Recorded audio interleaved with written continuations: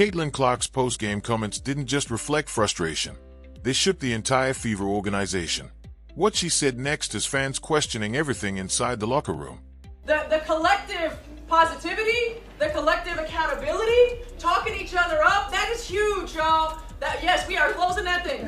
We are closing that fist right here. But I'm so proud of the way that you came together, the way that you fought in that fourth quarter and those runs, the way that we came together going into overtime, coming together and finishing this game. Yes.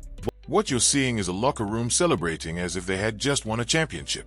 But they didn't. This was the Indiana Fever beating the Chicago Sky 114-106 in overtime. The Sky came into the game with a 4-9 record and were missing several key players. Indiana had built a comfortable lead but almost let the game slip away. That one game tells two very different stories. One is a historic achievement. The other is a warning that should concern every Fever fan. Let's take a look at both. Leah, that's a career high for you. Most shots you've taken in the game too. What was it about the way you were being covered or the way you were attacking that you felt like got you going? I think it was just my mindset of just trying to attack. I mean, they have pretty long bigs, so for me, just trying to find different ways to score at the basket. I think obviously I missed some super easy bunnies at the rim, but I think it helped knocking down 2 threes to start early in the game, and I was kind of able to just attack differently after. Let's start with the history because it truly deserves attention. Aliyah Boston had the best scoring game of her career, finishing with 34 points and 12 rebounds. She set a new career high in points and took more shots than she ever had in a single game. Caitlin Clark was just as impressive, recording 32 points, 10 assists, and 7 rebounds while making all 15 of her free throw attempts. When you put those performances together, you get a moment the WNBA had never seen before. For the first time in league history, 2 teammates recorded 30-point double-doubles in the same game.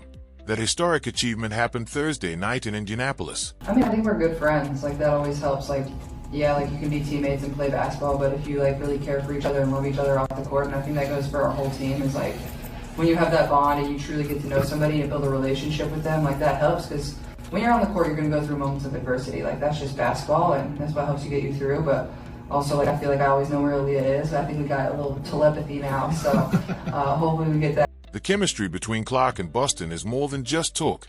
It shows up on the court. Clark either scored or assisted on 21 of Indiana's 27 first-quarter points. In overtime, she and Boston combined for 12 of the team's 16 points. Whenever the Fever desperately needed a basket, the offense went through those 2 players. This is the type of partnership teams dream of building around, a generational point guard and an all-star center who work perfectly together and trust one another. But while overtime highlighted their greatness, it also revealed a serious problem. The Fever needed Clark and Boston to carry them because, for an entire quarter, the team's defense completely fell apart. Get out of here with that, and it was really interesting. It was a game of obviously basketball's a game of runs, but I felt like it was a game of extreme runs. It was we were down 6, then we were up 6, then they were up 6. So that's a 12-point turn, and I felt like that was consistently happening. So I think for us, still the areas for us to grow are, once we have somebody put away, Listen to how Clark describes it. Huge swings, down 6, up 6, then down 6 again. That's not a normal flow of a basketball game. It's a sign of a team struggling to protect a lead. The stat that proves it is hard to ignore. Indiana led by 19 points in the first half and was ahead 44-26 in the second quarter. At that point, the game looked completely under control. Then everything changed. Chicago ended the half on a 14-2 run and carried that momentum into the third quarter.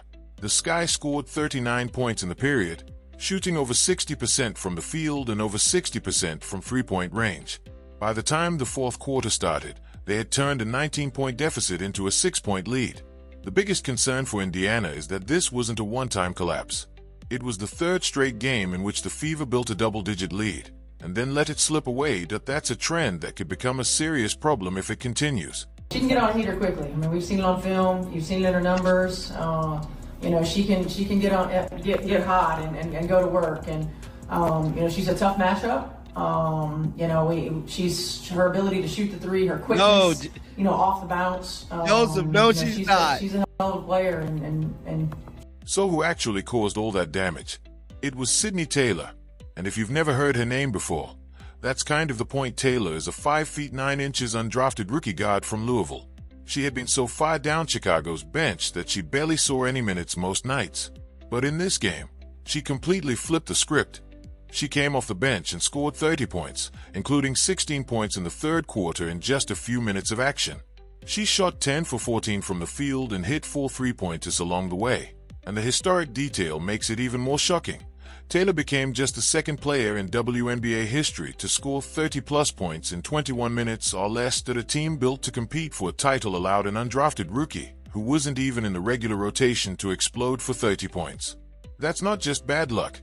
It points to a defensive identity that still isn't fully there yet, and a weakness Indiana has to fix before it shows up again. Most of it's on us. Like, we just have to make sure that we're taking care of the ball. I think in some of those stretches where teams go on run, we turn the ball over 2 out of the 3 possessions in a row, and then we're not getting stopped. So for us, it's about sometimes maybe slowing ourselves down a little bit, making sure that we get a quality shot, and then locking down on defense. I think Chicago got out some transition buckets, got downhill a little bit, hit the pocket, and we weren't able to recover. So for us, it's just about taking care of the ball and then making sure that we're executing. She didn't make excuses, and she didn't shift the blame. She simply said, "Most of it's on us. Take care of the ball. Get stops." That's a 23-year-old in her 3rd season standing at the podium and taking responsibility for her own team on national TV. Did I end the same press conference? She went even further.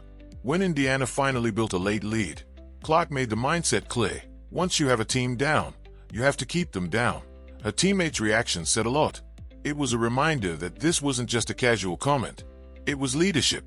A franchise player sending a message to everyone in the room, including the players sitting right next to her, that the mental lapses have to stop. That Indiana's talent has never been in question.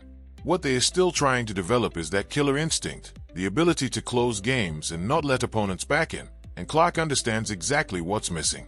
But mine was definitely deserved, but I wanted it. Because then after that, I got to the free throw line more. So, and the third quarter kind of started off when they were the only ones going to the free throw line, and eventually we got there. But hopefully, if your coach gets a technical, that should fire the team up. You should want to go to war after that, and I feel like we did, and kind of made a little bit of a run there. And then, especially at the start of the fourth quarter, we made a run to close it within a minute. Then came the moment everyone focused on. Did I end the same media session?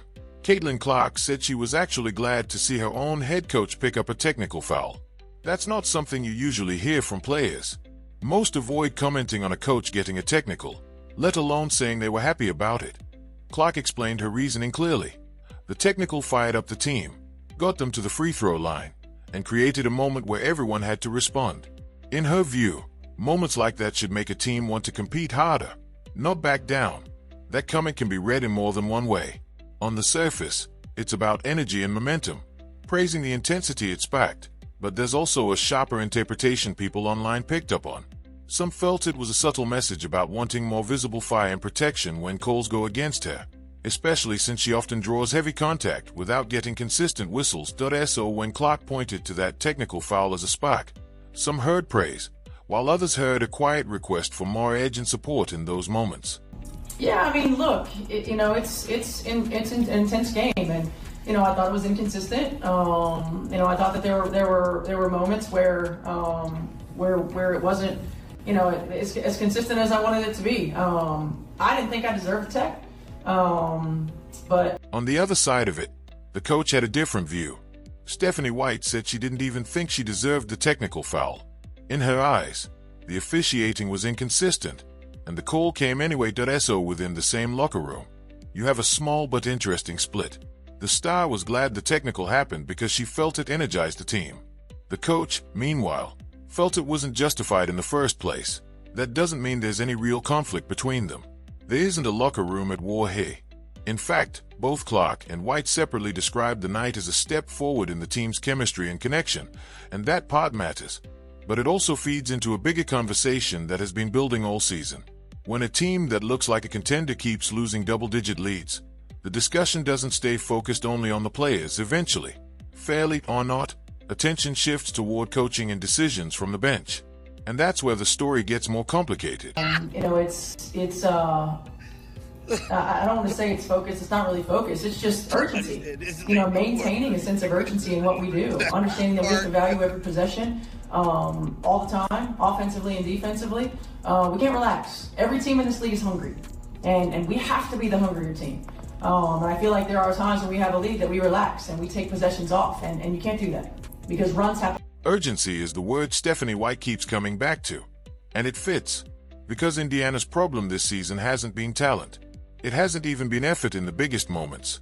It's been the quiet stretches in between, where a team built to be elite loses focus for just long enough to get punished 3 games in a row now. It's looked the same. Big lead, third quarter collapse, and a tense finish. They survived this one. They won't always. That's what fuels a bigger debate around the Fever. It centers on the head coaching situation. Stephanie White took over in 2025. Before her, Christy Sides coached the team in 2024, Caitlin Clark's rookie season, leading Indiana back to the playoffs for the first time since 2016 before being replaced. That there's a vocal group of fans who believe that move was a mistake. They argue that if Sides had been given another season, this roster might look different right now, and you can understand where that frustration comes from. When a defense gives up 39 points in a single quarter to a depleted Chicago Sky roster missing key names, and still allows an undrafted rookie to explode for 30, questions naturally follow about scheme, rotations, and preparation. Blowing one double-digit lead is a bad night. Doing it 3 times in a row starts to look like a pattern, and patterns usually lead back to coaching. Whether Stephanie White ultimately fixes it is still the open question of Indiana's season. But blaming it only on the bench ignores something Caitlin Clark herself refuses to ignore. Accountability starts on the floor, and while all of that debate continues, Clark's individual impact keeps growing. And that's the part of the story that refuses to slow down.